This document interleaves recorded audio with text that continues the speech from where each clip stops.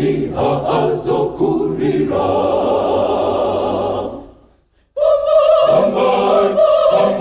Fambai nesimba. Fambai muchakurira. Jesu mambo wenyu achatungamira. Hondo ya Satani iparazwe.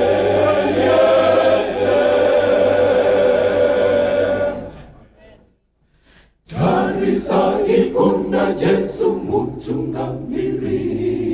Muchakunda pawono ya makatariso. Jesu anesimba rokubatsira chose. Kana muchilima kwa ari. Fambai nesimba. Fambai muchakurira. Jesu mambo wenyu achatungamira. Hondo ya Satani iparazwe.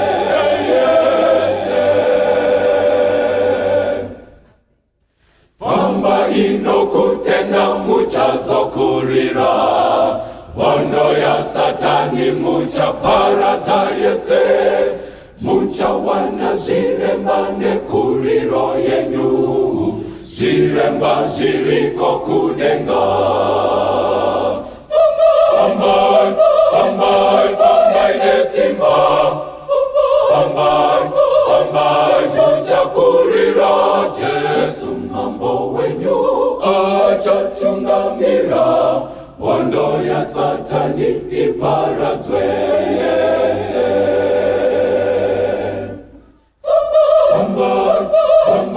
Fambai nesimba.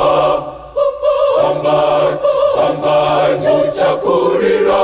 Jesu mambo wenyu achatungamira. Hondo ya Satani iparazwe.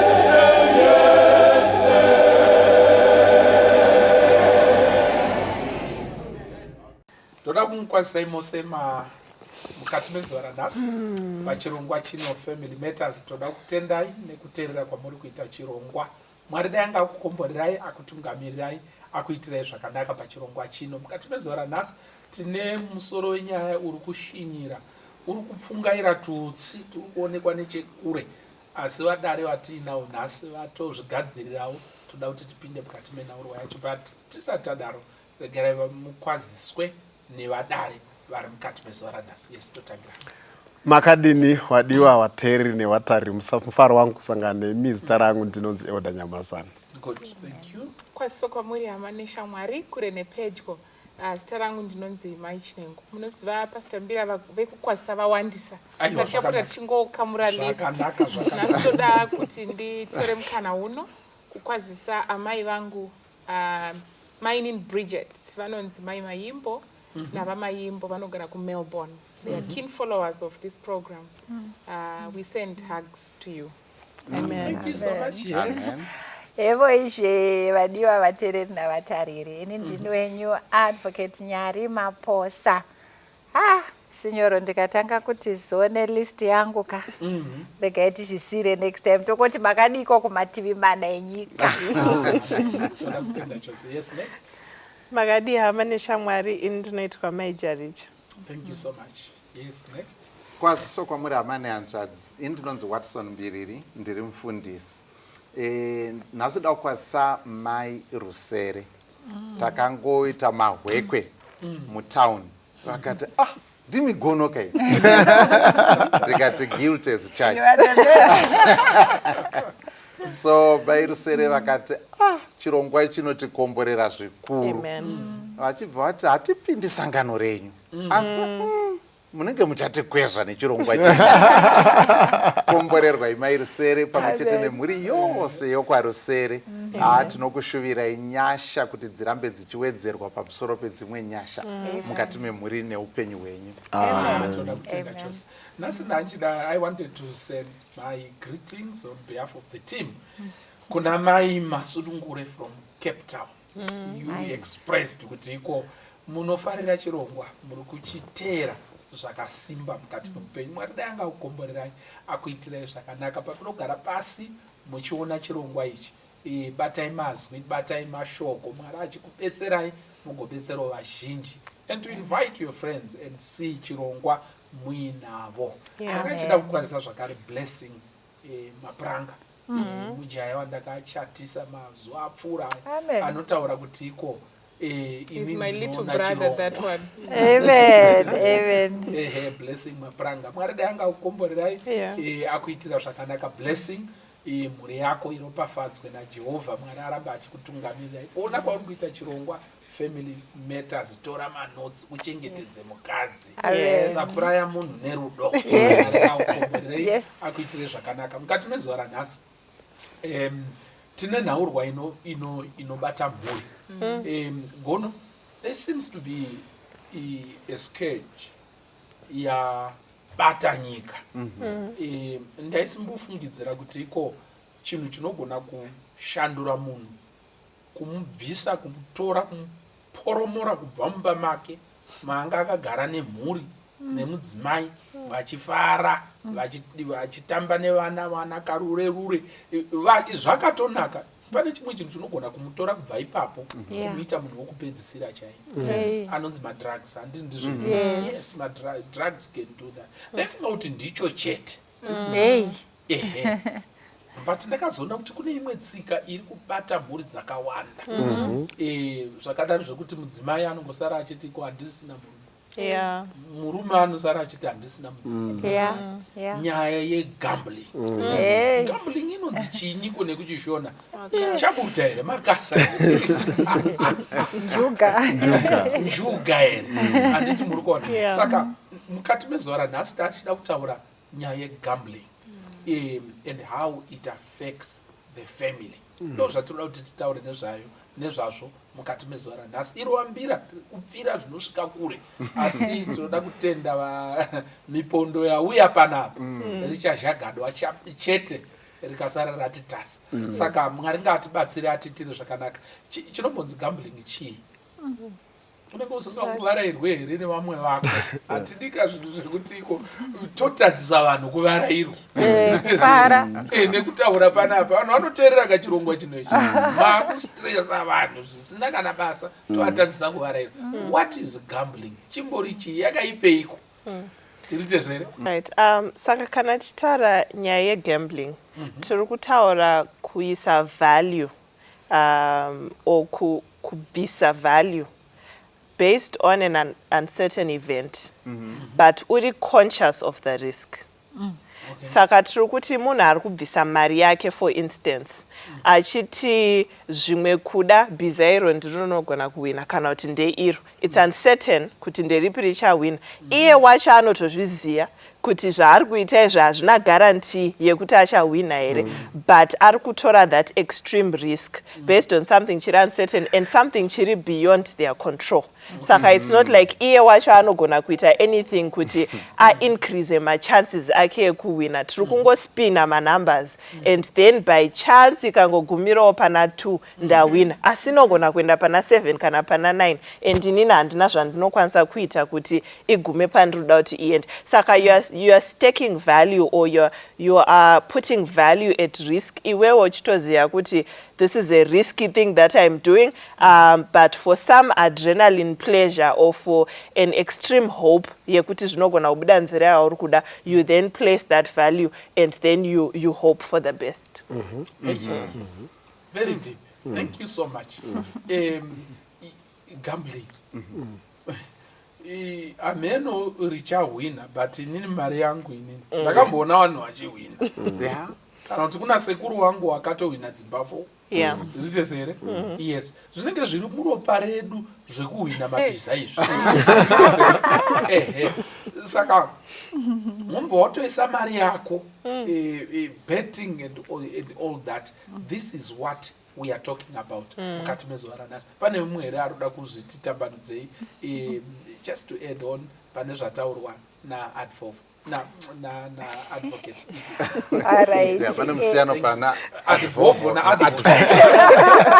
Yeah. There can only be one advocate. Advocate.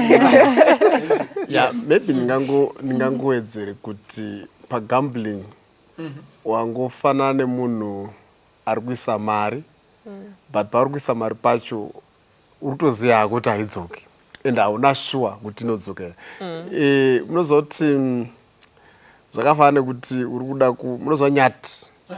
Okay, ndiri nyati nini but nyati ukadzidza zvakanaka wanodzidza nezvewildlife vanoti ndo mhuka inouraya wanhu wakawanda annually.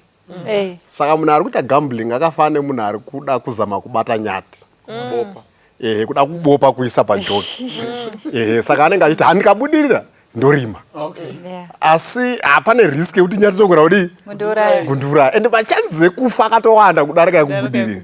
Saka munhu ari kutotora risk yaari kuwanda haana control nazvo ari kutozviziva kuti risk itoripo but ari kungoita just anyway. So in other words, I think for me they're just like careless people. Vanhu vanongori careless wekutoti mari ndinayo but rikaningotora risk, whatever happens is none of my, because munhu anobheja zvinhu zvasi zvekuti pangu vanhu vari kubhejera for example kubhora. Munhu ari kubhejera kuti atambe bhora pamwe ari torwara pamwe ari pastrike haana kana control nazvo. Tobhejera bhizari nezamu. Kana tobhejera bhidhari nezamu. Saka kungokanda mari kuti whatever happens is okay. Saka inonzi for me gambling because risk taking kunonzi calculated risk but gambling is uncalculated risk. Ungoita but hauna macalculations awamboita probability yekuti unogona kuona variables hauna kana access except hope. You don't even have access to the variables. What can go wrong you can't control. Anditi muri kuona. Saka ndachida kuti mutaure advocate kuti zviriko here zvekuti vanhu vari kubheja nekuto ndibatsirei. Kubheja ndo kuriko zvemi. Mboza kana uchiti gambo naye chiparo zvachitaura naye utanyabasana ukangonza zvakunzi this one is a gamble, it goes beyond risk. Iri kutaridza kuti kana pane chances of winning or losing, you are likely going to lose. Saka kutoshamisa. Negative already. Exactly. Saka wedre kutoti gamble tikati it's a gamble. You see, zvasiyana kuti it's an investment. Zvese zvine risk. But iri kundonangisa kuwa kwako, kurigwa kwako iwe. Gambling inoitika in different forms. Pane ndikamboporwa matems anomboshandiswa nagono. Kune micro. Kozoita macro. Handiti. Ukaenda pamagrosa haushayi vanhu vari kugambla. Hazviiti nekuti pese panongonzi uya titambe game kana iri zviri zvenjuga kana ari draft kana iri chesi kana slagi kana makadzi whatever zviri pakalocal shop. Pana anototi anowina apa ndiani kwete kuti anoziva kana kuti anoziva nezveunyanzvi hwake. Asi munhu anototi hainini ndiri pana Lovemore handiti oisa mari yake ipapo umwe akaisa mari yake moto uyawo. There is a sense of a desire to win. Kuwana mari neresult yemutambo uri kuitwa iwe usingazivi kuti achanatsohwina ndiani. Saka kana kune vanhu iwe hausi kutamba futi kune vanhu tu vari kutamba game iwe uri kubeta on this one 50% chances uchawina 50% chances hauwin. So it's a way of wanting to get money without putting effort. It's guesswork. Zvogona kushanda zvogona kusashanda. Tochienda mberi manje kune aya inonzi lottery handiti this is within a nation yekuti isa manhamba akawo manhamba ako anogona kulaina vakomana manhamba 8 kuti alaine achiwirirana nezviri uko it's a once in a million chance asi sezvinewo kuna anowina handiti kuna anowina and then zimwe nguva kuno asingawini tozoenda manje further iri more complex kuenda kuma betting houses anditika kuenda inochinyi marolate table ayaya kuenda kumakasino anditika ekuti munhu unoisa mari mamachine sure munhu anogona kutowina $5,000 asi problem yegambling manje ndeyekuti hauchachifari manje kuti ndawina 5,000 parolate wakuti kana ndawana 5,000 imwe kuseri ndikaisa 5 iyoyo kana ndikaisa 10 ndobuda ne-50 so with gambling there is that desire to benefit at very little risk and very little ningiri cost to yourself but uri kuda kuti uwane ziya zvonguti mari iyi handisitorina 5,000 exactly saka chirega ndingoiso ndirigona wana 50 ndigona kuti ndinodi saka sometimes zvinotanga zvichitafanika zvidiki maybe nevana vedu chaivo chaivo pamashops apo chinzi isa mari une mari handitika then zvinozosvika pama phenomenal levels ekuti dzimwe nguva it can swallow up someone saka ine mamwe mazwi gambling can be like ndoparutooneka wakaenda kumaprivate nesutu eko aruti gambling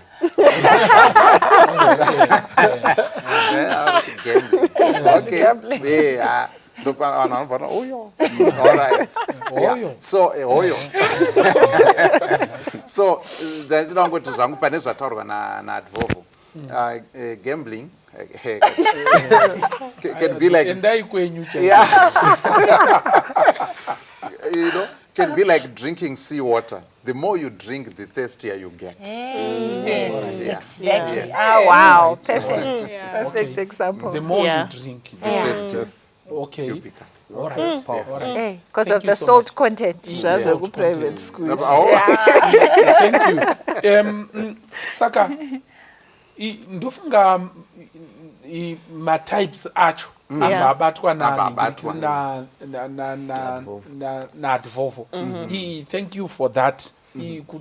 Chabuta chaizvo zvichidaro play button. Yes zvichidaro but ndiri kuda kubvunza kuti iko why do people do it and is it legal? Vanhu vanozviitirei zvegambling and zviri pamutemo here zvekubheja izvi? Imbotibatsirai ndiani ungatibatsira advocate iti ndichatanga pakuti vanhu vanozviitirei. Chimwe chinoita kuti vanhu vazviite sezvambotaurwa naadvovo ndechekuti anenge amboita a small win. Saka akuti if I try again I can get a big win. But ivavo ndo vashoma manje nekuti vazhinji vanoita gambling there's no win. Saka chinoita kuti aramba achizviita ndechekuti anotanga achati tiketi riri relotary it's just $5. Let me just try. It's a minimal amount. It's just otenga ticket rake rekutanga. And then matickets aya paanenge achiwanda ozoti but ndatospenda $100 kudhara. What's an extra 5? Over atenga an additional one. Saka this is now an addiction. Iritoramba ichitase ichikura. And then it will get to a point yekuti anenge achiti but I've invested 5,000. So now I can't stop until I recover it. So now they are desperate kuti awane back something out of it because ma 5 aya itase awanda.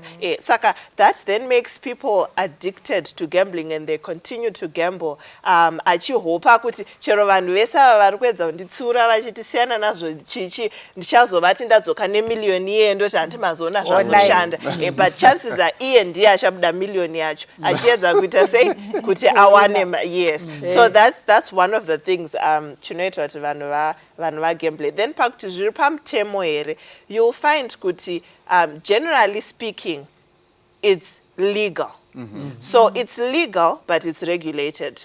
Saka pane mitemo UNESCO yekunzi you can't be under 18, you have to be licensed, mnofana kunge mine ma permits amina wochichi, but the process itself of gambling, as long as mawana paperwork yese inenge chidewa, it's legal. That's why you then find kuti pane ma lottery anoitwa at a national level, pane ma casino akawanda pane chi nekuti it's allowed. But because it's legal doesn't mean it's good for you.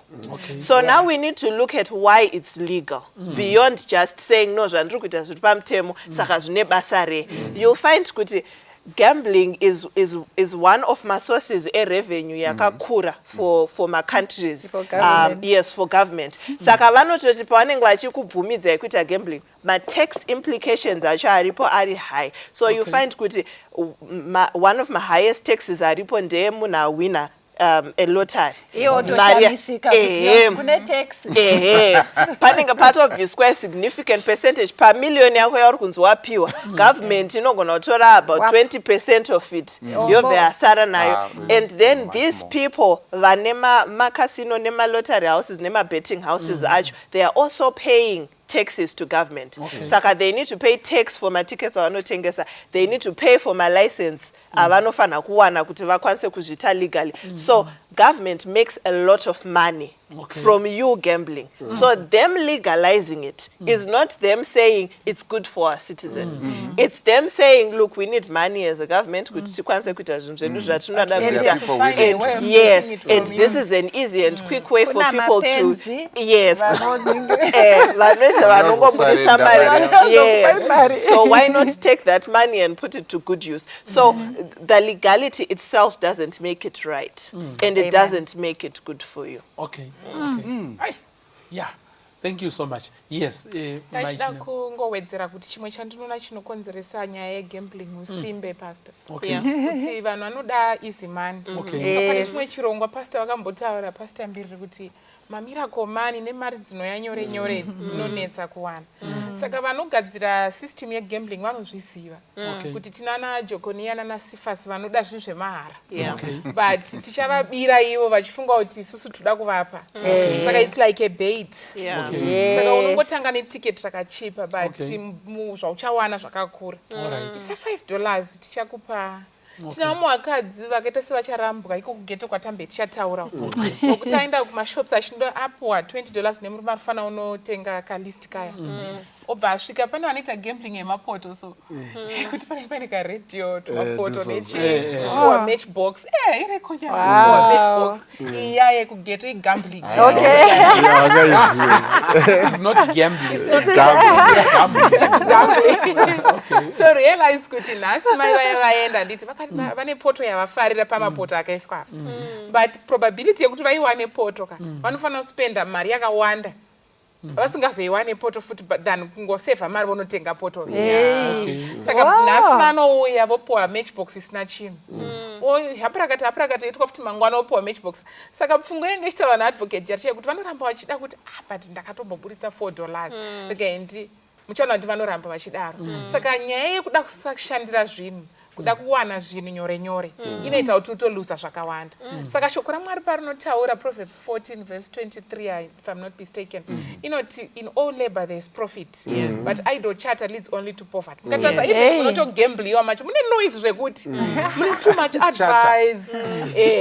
There's a lot of mashoko they works a number this time ndikuona uchipapinda wabuda iwe wobva kuti nezvauchatenga nezvauchadii ne too much love for zvimwe zvinhu. Muchaona kuti kuna vanhu vanogambla kunge achagambla mukadzi nekuda kwetimu yebhora chaiyo. Unotozokarwa wako ndomutora mukadzi uyu ndomutora timu iya yadyiwa manje kana kuendesa imba kuti saindirana pasi kuti ndokupa imba timu yangu inoita sei inowina of which vanotambira timu hatokuziva kuti unoexista. Maybe timu yemhiriko makungwe uri kuno kwedu kuno but uri kuriska upenyu hwako kuve willing enough. Saka I think we can call it stupid risk. Yekugambla stupidity of the highest order. Kuti unogambla imba yecohouse yaunayo all that you have yausinotenga futi yakasirwa nevabereki handiti vakatozvirarirawo kumakuva iwo unoisa pariski yekuti ngaiende zvayo but ndariska kumbotamba makasa. Saka muchaona kuti kamuka kuda zvinhu zvakareruka kanoita kuti utolusa more. Yes, I think maybe Nyato asati wapinda. Saka maybe ndangoti ndingofema nditi iko usade zvakapfava sehonye. Zvine riski yakasimba izvozvo mukati meupenyu. Tsengawo maputi idzo nyimo dziya ukasoshingirira zvakaisokunaka unonakirwa dzinonaka fane nyimo dzinongoda kushinga chete. Handiti muri kuona. Thank you for that. Ndiani mwanga achida kutaura gono? Yes. Munoona kuti inouya nenzira dzakasiyana-siyana sedzaduhumudzwa panapa naAdvolvo kuti dzinouya kubhejera mabhiza, kune matimu ebhora ekunzi itimu iyi kana iyo iri kuhwina ndeipi, and vanhu vachiisirana mari apa kubva kuna Chabuta zvichienda zvakadaro. KuPhilippines ndakaona yakanyanya kutekeshera yekurwiswa kwemachongwe. Yayo yakatekeshera iyoyo. Saka jongwe rinenge richizikanwa pedigiri yaro kuti sekuru waro ndiye akamborwa machongwe ese muvillage. Aiwa, kunotori akaita like mafarms ekuti jongwe rimwe nerimwe rinenge riri mukaye kachirugu karo kadiki kakadai kuti riite hasha. Saka tunenge twakazara turugu turi mumalaini ari straight. Saka zvokuti kana muri padhuze saka ndo patakazonzwa ukaona panorwiwa machongwe iwayo, mota dzinenge dzakapakwa vanhu vachibhejera machongwe. Hamusati maona zvakadaro ivi. Munhu achibva asina motikari, munhu anobva asina motikari achifamba netsoka mota yaenda jongwe raro. Saka zvinhu zvakadaro. Ndoda kutsimbidzira panyaya yambotaurwa kuti munhu anoti I've put in so much. Saka I remember an encounter yandakamboita yatime yematestimony handiti yandakamboita I think ndandiri form 2 chidzidza kubhindura uko, but it was time yeschool, it was school holiday. Ndapinda mutown ndatenga kakamera kangu ndakudzokera kumba kwa maiguru kuMbare. Saka ndakafamba netsoka kudimburira nepaya uchipfuura nepamupedza nhamo wopfuura nepashawasha grounds. Ipo pashawasha grounds ipapa ayo ndo pairohwa feja. It was my first time to see it. Saka ndiona vanhu vari kutamba zvakandiitira kunga it's so simple sokuti shekuti komunanzi chivharo chine mari ndechichi kuicha ari kutsvagiwa. Munozoso kuti munozva ndakaita pressure, unoita hasha kuti kosewa suri kutora mari yangu. Waisa mari kudai pauno zvivharo zvochinja zonzi ichi hachina mari, ichi hachina mari, ichi ne mari ndechichi bata chine mari.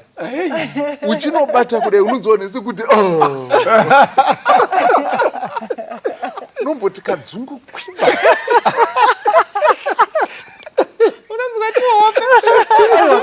Saka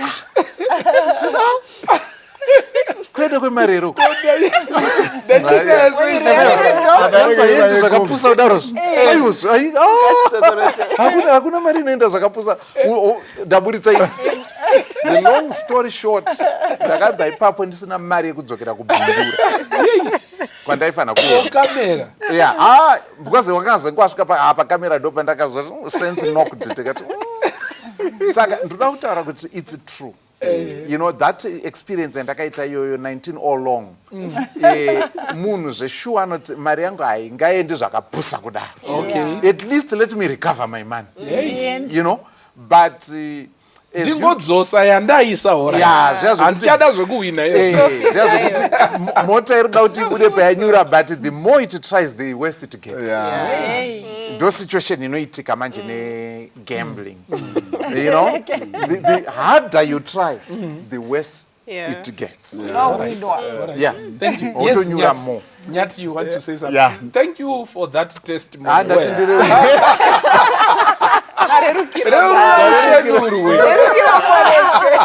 Kota mnangu watadauza mbuza mbindura makazoenda. ndakazoda tsanangura. Anyway, yeah, I think imwe issue inokonzera gambling. Gambling again. Inyaya religion contributes. Yeah. Okay. Kune vamwe vane yatingati stupid faith. Okay. Yekuti anenge achingoti inini ndinooneswa. Okay. Saka ndichanotamba loto ndotaridzwa namba kuhope and all those things. But munhu otonyora chi? Otonyora. Then ndakatobvunza umwe mufundisi weimwe chechi. Abva atoti imimi simukai. Ndaona mahwina loto. Saka munhu otoenda unotamba loto handizi yangu kuti vanhu vanozowina. But in terms of gambling, you see kuti religion contributes a lot. Because vanopuwa hope. Zvazo kuti zvinodzoka panyaya miracle money. Yekuti vanenge vachingoti no iwe because uri kuuya kusangano rangu une power, saka ukaenda unotamba loto unodi unowina. Saka zvinocontribute. Then imwe issue manje itori nyaya yepoverty. Kutoti vanhu vanenge vachitozamwa kuda kuita quick money. Pamuchona pakunoenda quick money kwacho manje zvinotidzorera kunhau yekuti anoita quick money para haasi kuziva toitsvaga sei. Anotosha kubuda mupoverty para achasanzvira chi dzisiridzi. Saka inobva yalingwa nekuti munhu haana financial literacy. Kuti mari inotsvagwa sei. How do you invest? Saka kutosatoziva kuti okay ndine $2 yangu iyi. Maybe ndikanohodha masweets, packet remasweets ndikatengesa ndoita $3.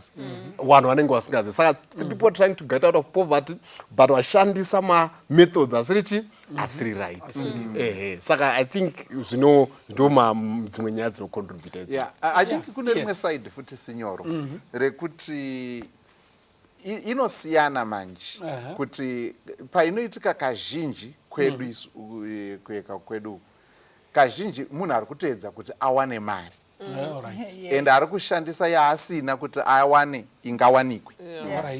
Asi kune vamwe vanhu vanoita gambling iyoyi nekuda kwekuti it's leisure. Ndosaka muchiona makasino mazhinji ari mumahotera makuru, asi mahotera ekwedu kwayeka kugrowth point kunowanika mumahotera makuru. Kune vamwe vanhu vekuti they have so much, asi uri kuedza kuti kune vamwe vanhu vekuti to them it's entertainment. It's something chandiri kungoitawo during this holiday, but handizvo zvaari kuti ndo zvaari kutarisira kuti zvive musimboti weupenyu hwake. Saka kune vanhu vakadaro. Of course I believe kuti even vamwe vanogona kutanga iri leisure, vanogona kuzoguma vamacompulsive addiction, vaaddicted, gamblers, vanokwanisa kuzoguma vaaddicted. Asi vamwe vanongoita just for the fun of it, as part of leisure. Then kozoitawo inini ndiri kutoti ipapa ndo pachatobva motokari yangu, ndo pachabva imba yangu, ipapa zvichinobva zvanobatana nereligion yekuti vari kumhepo vachatondiona, vakandiona, saka zvinonobatana nereligion in that sense yekuti munhu anenge ari kuti the issue iri pakuti kana vari kumhepo vakandiona ndinobuda. Saka anenge achi and everything like that. Unotemerwa nyora, otemerwa opwititidzwa, munhu odzokera kubetting house kwakwe. For some, sorry, for some it will employment. Thank you. For some it will employment. Saka you see kuti issues of unemployment also gets in. Kunotonda vamwe vanhu vekuti anotomuka makuseni achitoenda kubetting akatobvunza kuti kuenda kupi ndikuenda kubasa. Saka kunotonda vamwe kutoti I remember hanzi mutown vanotorarama atori panight shift achitarisira kuti maybe zvichaita. Saka I think nyaya yeemployment yekuti munhu anenge asina chiuviri ototi iyi ndaona it's an easy job ukawapply hauna maqualifications ari kudiwa, it's about you just guessing manumbers nekuita sei then wotone. Saka vamwe vari kutozama kuti no tiri kutsvaka basa but zvinazvo marisk aripo. Saka dzinotambwa nevakasiyana idzo gambling negambling kuti ko pane shoroma dzinozviita pakusununguka kwavo as leisure. Kozoti vana mutabvunda handiti muri kuona naguta utonero handiti muri kuona vaya vekuti iko veziya vaya vakadaro vekuti ndo pavakatotarisira pese ipapa pamwe atotengesa mombe 4 ari kuti iko kubva pamombe 4 idzo dzidzi ndoda kuvaka imba yangu kumemborina Memborina.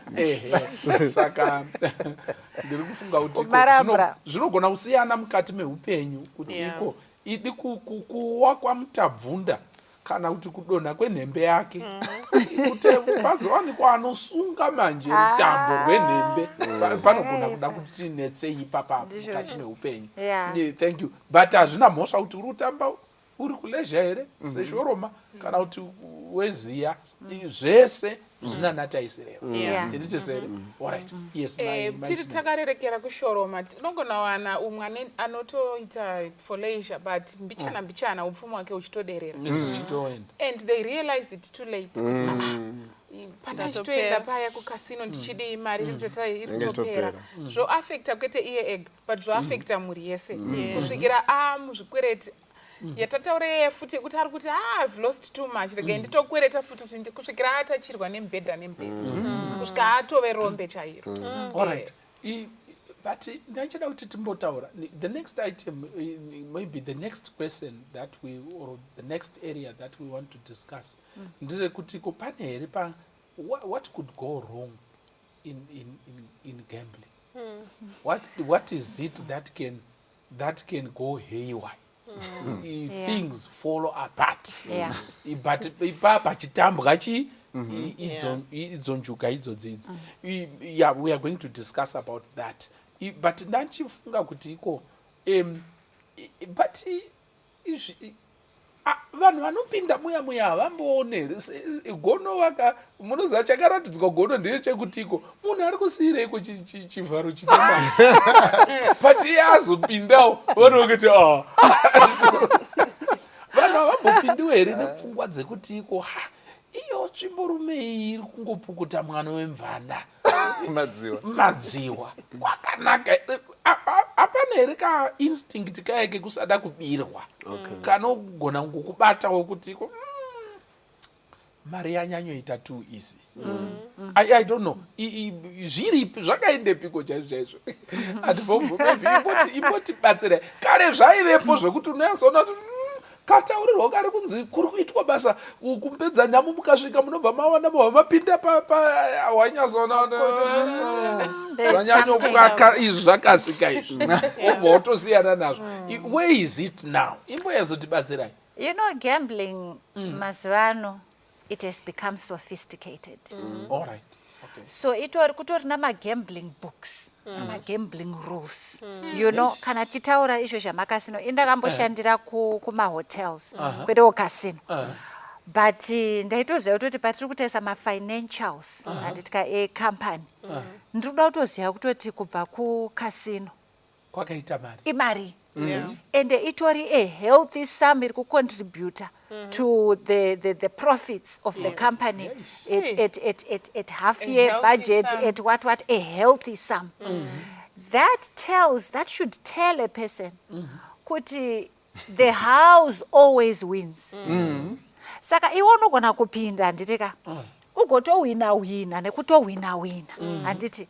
But you see these people in the same sense inoitwa magames amazuvano ana Candy Crush Saga pane ka instinct matiri kekuti handiwinwi number 1 muri kundinzwa nekuti this carrot in front of the donkey thing ikuti I'm almost there. But marules nemaitiro anenge vaita kukaita ma777 kuita 777 uko the next 5 times muri kuwinwa mese you are all kana pana abhadhara imi mese you are going to pay for that for mari yabuda iyoyo kuri kunzi pane munhu ati ndawana $200 ndakutomanya aita discipline. Saka they count on our indiscipline, which is a human a human is part of human nature. Yekutoti negreed atikaregeka kutaura greed nyaya yegreed manje yekuti right inini ndogona kuwana ndigowana and sometimes munhu anenge achinzi nemukadzi kumba kana nemurume kumba iwe nyaya yako yegambling yonzi muchandiona mai kana ndabuda. So the desire to prove avo vari kukudzora wrong you know inoita kuti chinyi zvida. Saka the sophistication and the complexity of zviri kuitika handiti tisakanganwa futi mabvunza zvenyu mabva vabvunza kuti what could go wrong. because gambling sezvataurwa namaijaricha hauna control over the result. Saka what could go wrong? Kutobudisira namapanga nepfuti. Why? Because I can understand the risk. It's not just we are just foolish tiringopinda, not we are gamblers. No, we are in it to make a kill. Saka I can try now to influence the result. All right. Ndo paya panozonzi paita match fixing. Yes. Handiti izvozvo zvine mitemo manje. Now wakunanavira ku-illegality. Match fixing is illegal. Saka wakuda kuenda kundobhadhara uyo kuti tyoka gumbo kana kuti potsa kana kuti ita chinyi handitika ehe. So you see kuti it can tend to criminal activities. And vanhu mukaona chero pamafirimu amunowacha vanhu vachigembla vakatarisana mumwe akatarisa pakanzi zero. Munoona nyaya iripo chodzi khadhi rauya zvezvodai munhu anotoona kuti panapa ndavharwa asi kamuvhariro kacho handikazivi. Zvezvataura nangoti handisi kuziva kuti chii chaitika ndakuona nyeredzi. But hasha dzotosimuka because pane mari pane chinyi pane hasha. Tisakangana kuti this gambling industry, whatever level it is, it's a multi-billion industry. Ndafara zvitaura nagono kuti vamwe vanoitira leisure. Maichinengo akataura kuti umwe anogona kutopombonoka asingazvizoti ndiri kupombonoka ongozoona dzangoshinda. But there are some who get into it for big monies. Ini tabve mvuma neshoka handiti towe zhara ndogona kuisa $500 ndototi vanhu vachitoti vakapisa. But kune vamwe vanesa 1 million 10 million because ndo mari dzavari kuswima in. So the loss becomes even what bigger. Saka ipapo ndo panozouya macartel manje. You know izvo kunzi kune chikwata chanhingi vakuteerana kundopfurana kuti teverera maripi mari yangu. Okay. So it can actually end up in tears. In tears. Yes. Ndakaona ndichiri kusenza kuchitungwisa. Ndichinziko apo papazwa. Manheru pakabiwa about 10,000 US. 10,000 US yabiwa. Why? Because vanhu vakauya kukasel yemunhu tirite sere and they bought a car handiti ye10,000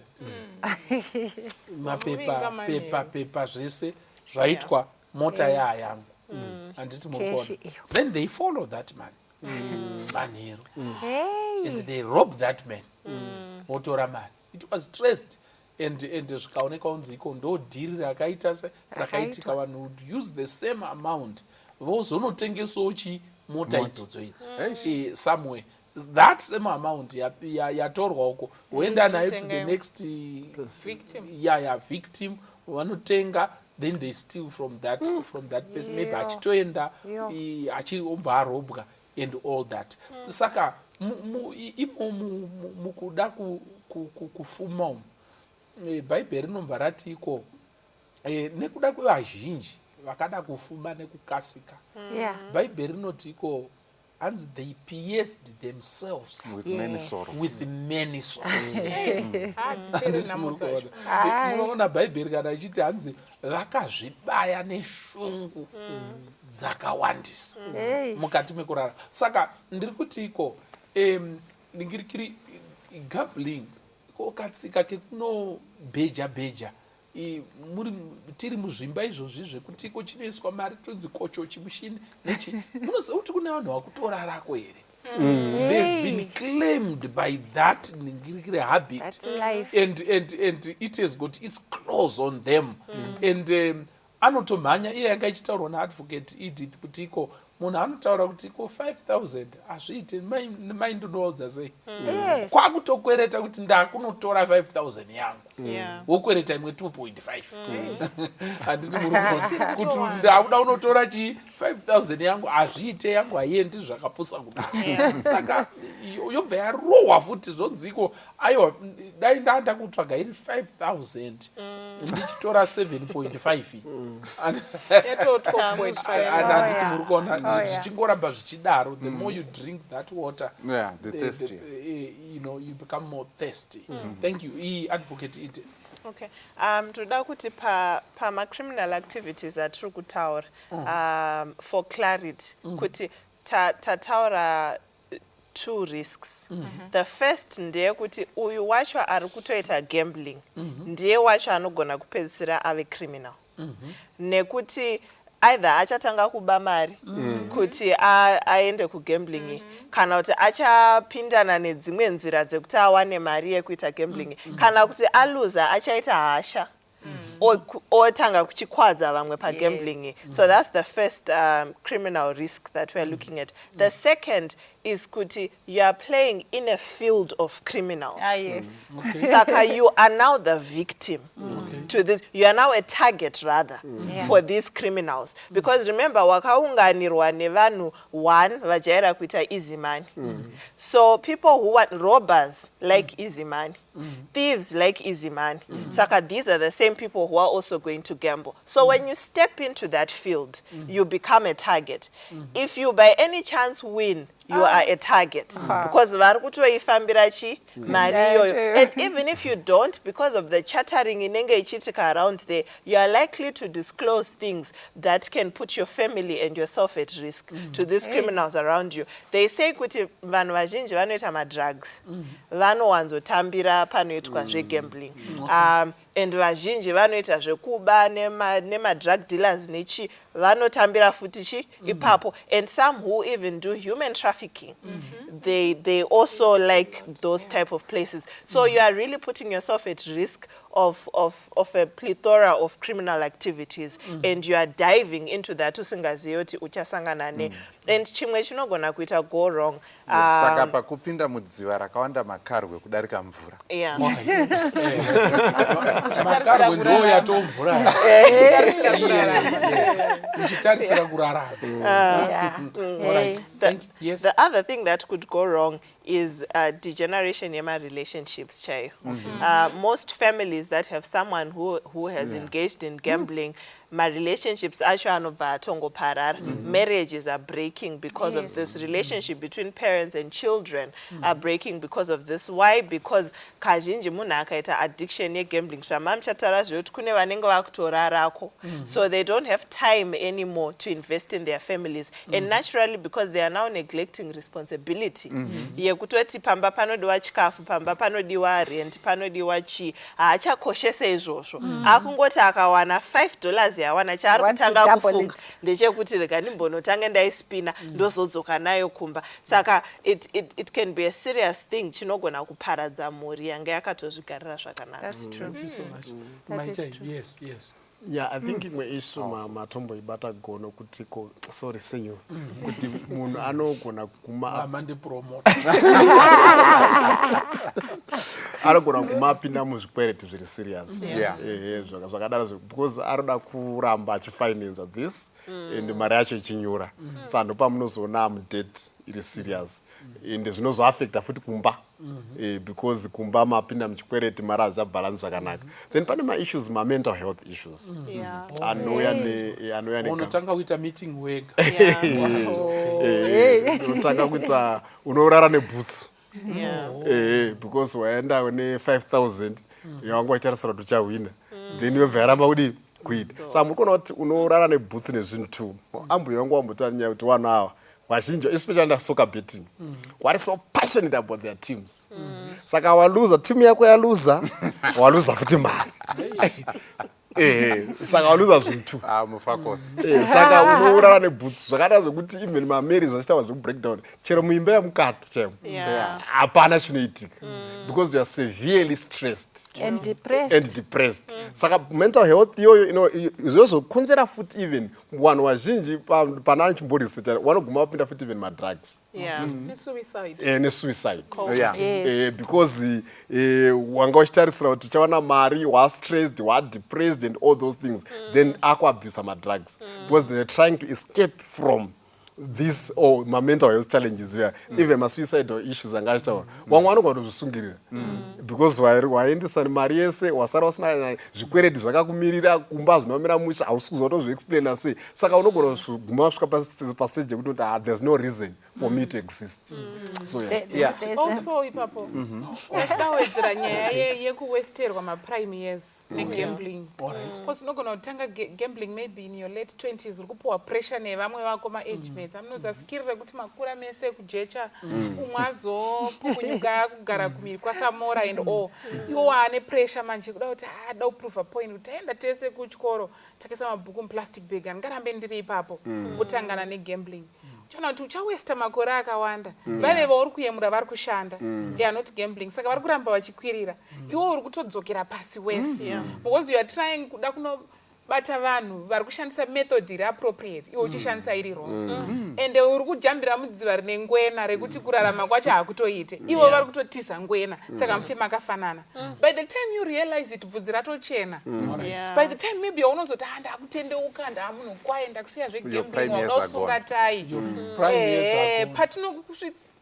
paunosvika kuinterview panel tichiti tell us about yourself hausina kana chekutiudza kuti umborani you've lost even your identity kana CV racho kuti ribatana richabatane mhosva dzawapara madhoketi hob kuti tingoenda kungoti tipowo police clearance haudi kunzwa pangonzi po kusati tatilisa uchade kuzvifa so you get to see kuti moyo womira saka you realize kuti you waste your prime years and gambling mukatarisa maages anyanya akaafektika kuvanhu varombo vanhu vari pamaprime years avo between 25 to 45 ndopane team regambling ipapo saka you waste 20 years usina chawaita isusu tiri kushandawo kuti tichita sei tichifamba saka muchaona kuti zviri nani kuita mababy steps asi watengesa masweets 1 packet rema12 mangwana wahodha nemadhende watoo nevariety ka mangwana wazorova malolipo kusvikira wakuhodha masweets ekuuk zviri nani progress iyo yakanaka kusvika wakonoti no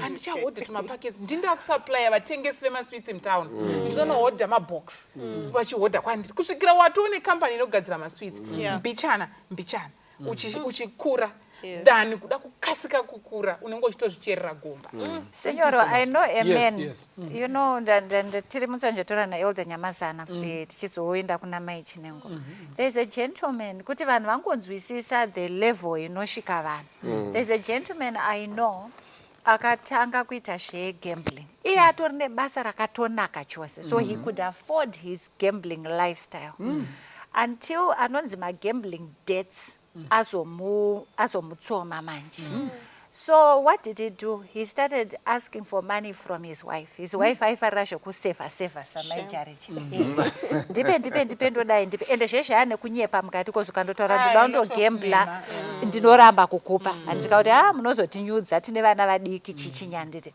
adaro mukadzi akusunga play akuenda kuhama dzake akapedza hama dzake okwereta kusvika vese vati hatichada ndobva akuenda kuhama dzemukadzi kuma-in-laws handitika adaro apedza kudaro akabva ona kuti izvi zvapera ndobva akutanga kundokwereta mari kumabhengi you understand this is reality chaiyo andokwereta mari kumabhengi mabhengi vakumudini vakumudzingira konzi kudini kuningira salary vasunga salary yake vaganisha salary yake saka varingomupa just enough to survive kana iri mari yekuti mari ngaende kuvana chichichi vari kubhadhara iwo you know even kukampani handitika akazopedzisira akuenda kuma-loan sharks ekuSouth Africa ndo level yakazobreaka marriage yake mukadzi akutya kuti isusu tisi tichauya kutozourawa hakuna chimwe you know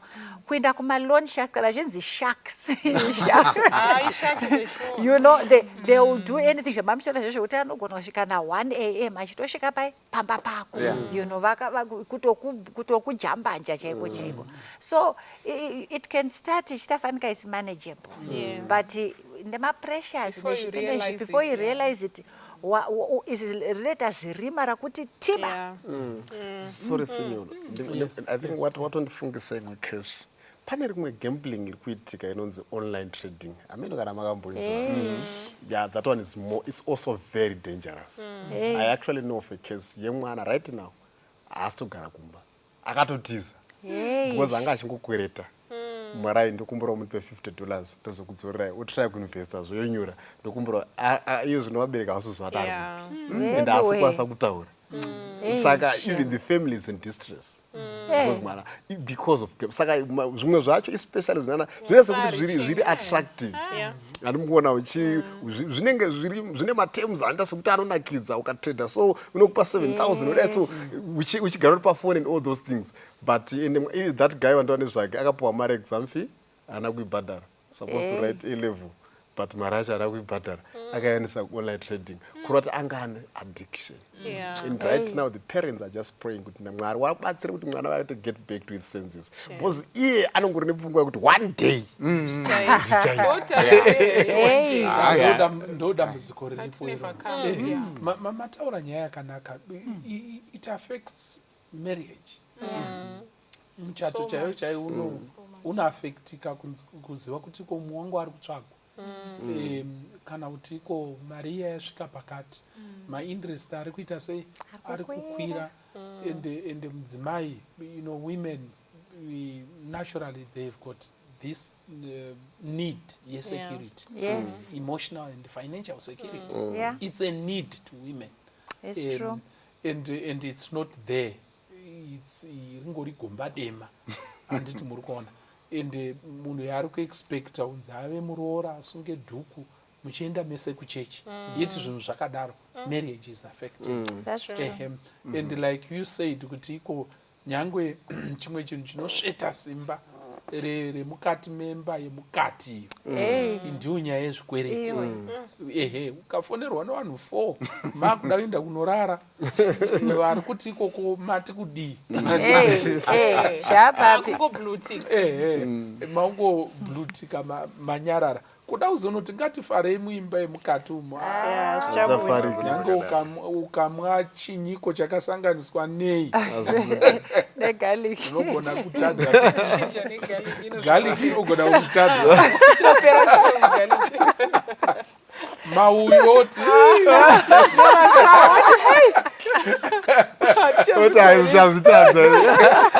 unoti nwiwa noti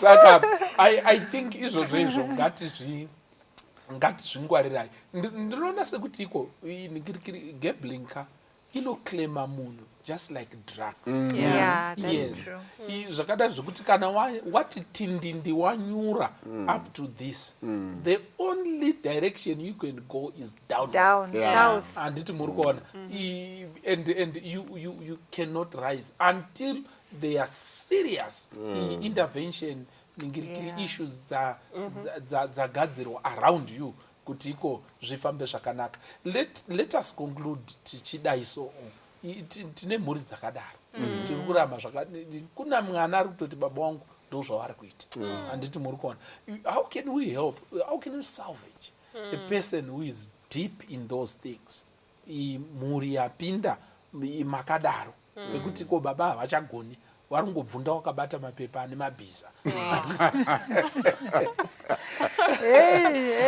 what really can we do toita sei vari kutsvagwa ziso rakatsvuka kuti mpiriri vari kutarisa mabhiza kuti akamira sei nyamba ese ane mazamu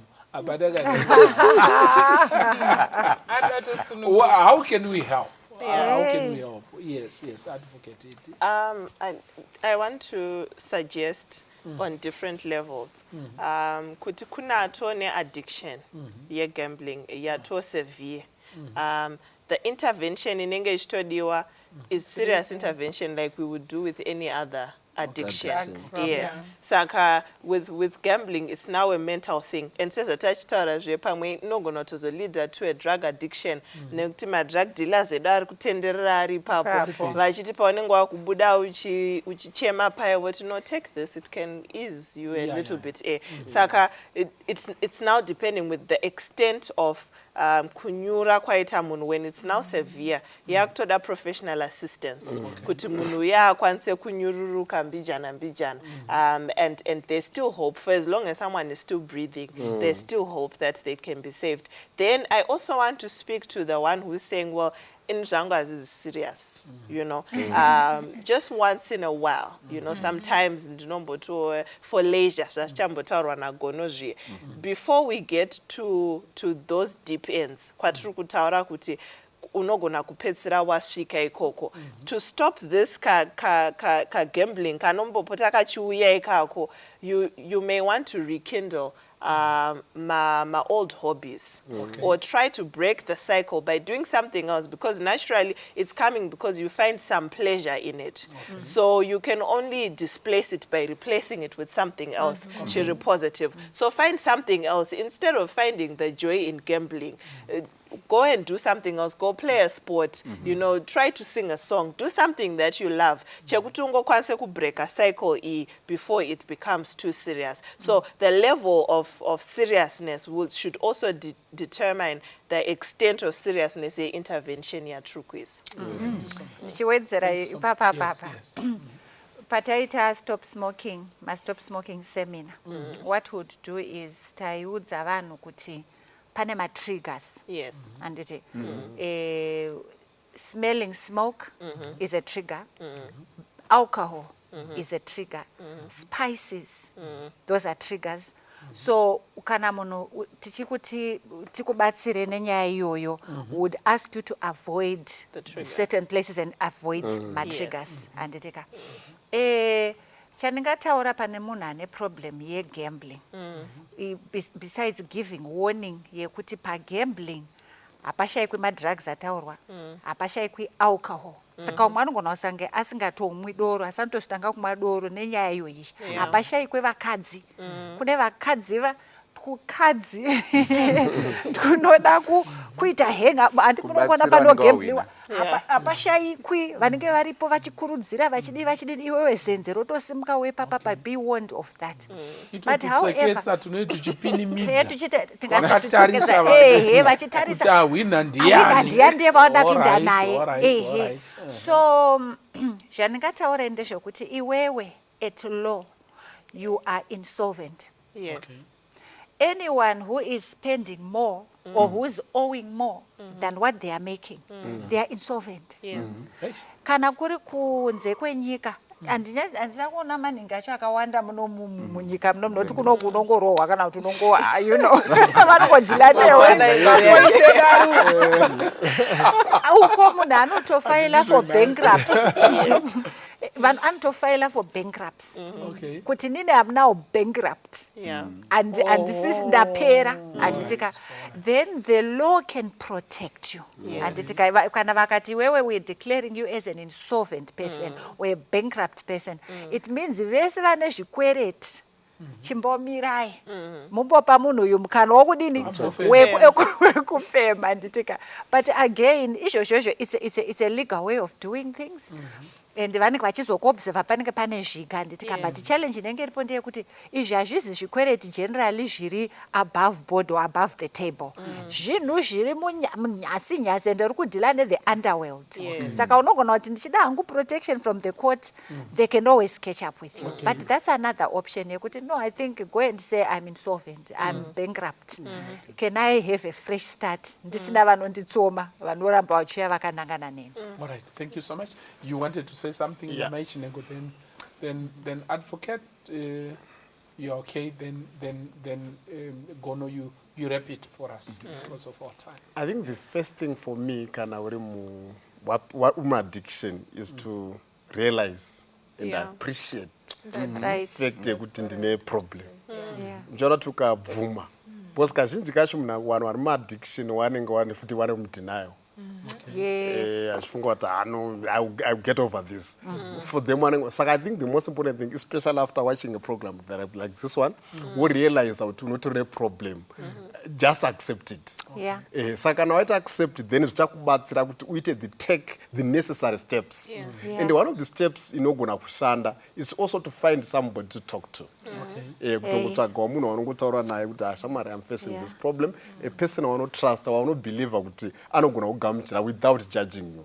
Yeah. You see that person can then help you in terms of okay, how can I support you? Then work with that person. What would I move that problem? Amen. Yes. Eu zvizhinji wabva wazvitaura nachidonyanya kuemphasize nyaya yekuadmita kuti une dambudziko. Because kutobvuma kuti une dambudziko ka watobetsereka. First step watopedza foundation takutotsindira tatoburitsa muvhu takutotsindira cement kana iri kuvaka imba. Then toda kutaura ndakanangana nemarume. Kazhinji gambling inoaffecta vanhurume stereke. Vakadzi magamblers variko but varume ndo vanonyanya kuita riski yemhando iyi. Kana waaccepta kuti you have a problem, chiteererawo varida kukubatsira vacho. Pane imwe yekuti ego inokurambidza kuti saka wototeerera here kungodzwa unzi deassociate with these people. Ndingatosoroteerera izvozvo. Ikakwako kanharo ikakanda kutiwa nako. That's only when you can get help. Amen. Simple steps. Mukatarisa uye wemaperembudzi namani. Akangonzi pinda umu. Nyura ka 7 kekutanga habuda kadaro kepiri ketatu kechi6 pakangozoti kechi7 but it was so simple in instruction.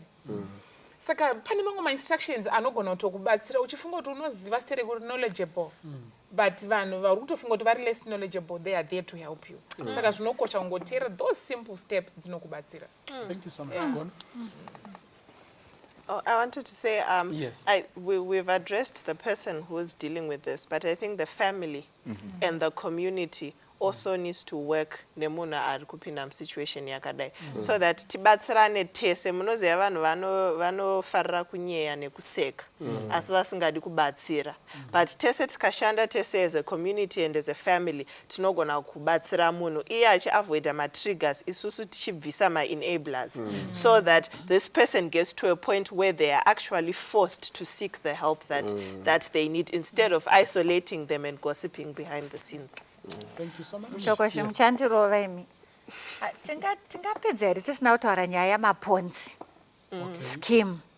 Nekuti maybe gambling cheche kudede togona kushaya munhu wekuti atoti ngariko but maponzi schemes awa mapyramid schemes aya ari kunyudza vakawandisa because vandowana mari ndevaya vanenge vatanga vaya vari kumusoro uko vari muzasi meso omu ndo vari kufanda vanhu vari kumusoro uko.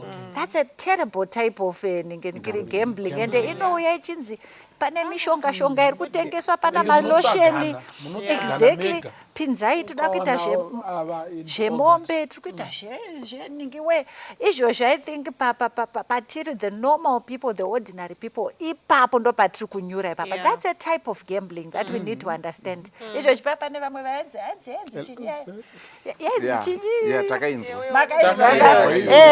yeuyo akazo uyoyo yakabata munhu wese, vanhu vese vakarara nebhutsu. Saka I think tifana kungodzawo vateereri kuti ndinoida kutonoroora ingoti sorry ndangoti hatingavharisi tisina kutaura nyaya idzi. Thank you so much. Yes, God. Yes, tinotenda zvikuru. Tataura nyaya iyi nekuda kwokuti anogona kunge ari kuenda kugambling munhu wani asi zvine impact kumhuri, whether ari kuenda wacho mwana kana kuti ari kuenda ndibaba, asi zvinodzoka kumhuri nenzira yakadaro yekuti maresources mamwe angachifanira kushandiswa kumhuri muchaona kuti acommitted kuti akusungirirwa mugumbo rengwe rekuti hamukwanisi kunoatora kunoitora zvakare maresources iwayo. And then nyaya yeviolence yabatwa asi inoda kutsimbidzirwa nekuda kwokuti maybe munhu atori nehasha dzekuluza kwaaita ima akuda kuwedzera pakumubvunza kuti ko mari yafamba sei. Saka munhu akadaro iye haanonoke kusvika paboiling point because mutori pamatemperature akasiyana. Mutori patemperature imuri pa0 iye atori pa 98.8 saka atori padhuze nekuboila. Saka zvinoisa violence, child neglect and so on, zvinhu zvakawanda criminal activity zvataurwa zvokuti kukwereta nechichi. Rega nditaure ndichiti shoko raMwari rinongotaura kuti uchadya cheziya. Ndo zvinotaurwa neshoko raMwari. Iwewe manje kana uchifunga kuti pane ziya uri kuisa pakuscratcha chikadhi ichi, rega ndikuudze kuti pane vakatoisa rakawanda pakuti pakugadzira system pakaiswa ziya manje ipapa metsi yacho yakatowekwa. Muri kupabata havana kutorara. ndo panoshanda anonzi maactuarial scientists mune zvinhu zvakadari izvi nezvemainsurance nezvevachiona kuti risk probability saka ziya rakatobuda uko rakawanda kudarika raungaburitsa iwe pakugadzira icho chimushini pakugadzira muchina iwoyo system. Saka muchaona manje imi kuti hove ikaita mistake yekufunga kuti hwemusiri munhu ari kuenda mahwemsi ari pafeeding scheme yekufidha hove ndo hove dzinobatika manje. Ende chinoitika ndechekuti vanhu vanorangarira yakakwanisa kusotora hwemsi pachirauro ikaenda ndo inorangarirwa, but kuti dzakatorwa dzikazoenda ingani idzo vanongotaura iyoyo kuti kune mukomana wekuweka wekupela ndava ari kunzi akahwina nyika yese inenge yakamira neiyeyo but vamwe vese saka tinoseka nhamo serugare but ngatimirei pashoko raMwari rinotidzidzisa. Ndongopedzera nevhesi yanga yataurwa kare namusvokoshi. 1 Timothy 6 verse 10. For the love of money is the root of all evil, which while some coveted after, they erred from the faith and pierced themselves through with many sorrows. Pierced themselves through with many sorrows. Amen. These are many. Wakuti madrugs zvikwereti mhuri yaparara. You pierce yourself through with many sorrows. Ngatipabatei.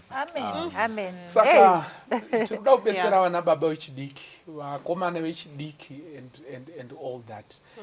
Funga gara pasi unyasofunga zvekuhodha uchitengesa. Uchinyasona kuti chinhu chandabata ichi ndo chandatotengesa apa ndachitenga $15 ndazonochitengesa $16. Zvinhu zviri legal zvinobatika mukati meupenyu. And ndakaona kuti bhaibheri rinotiko rangarira Jehovha. Nekuti ndiye anokupa simba rekuita upfumi. Jehovha ape pfuma ba anopa simba rekuti upfumi. Saka ndachida kuti munzwise kutiko ndoda kutaurirai vana vaMwari kune vanhu vazhinji vanotenda kuti iko ukapukuta mota iyi zvinokufambira ukadai zvisina ziya mukati. Ndoda kukuudzai vana vaMwari, God doesn't deal in chairs. He deals in trees. Wow. Yes. Haape vanhu macheya ba, anopa vanhu miti. Okupa the ability yekuona cheya kana wakatarisa muti. Saka zvakakosha izvozvo mukati meupenyu. Nyatsozvibatai. Mwari haape munhu mota. Anopa munhu ivhu. Muvhu momo ndo mune mabhenzi, ndo mune chinyi. Anokupa mazano ekuti ubate ivhu irori rigokupa zvauri kuda. Saka zvakakosha mukati meupenyu. Musafurirwe nevanhu zvichinzi uya uside, uya udini pasina ziya. Kana pakangoshaya ziya chete zvatozvikwambo. Zvine ropa mukati ende zvine zvichienda kuna Satani.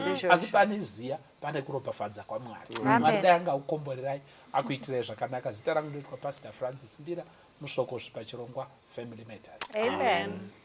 Tichafara apotounza misumbu yesengura Jehovah.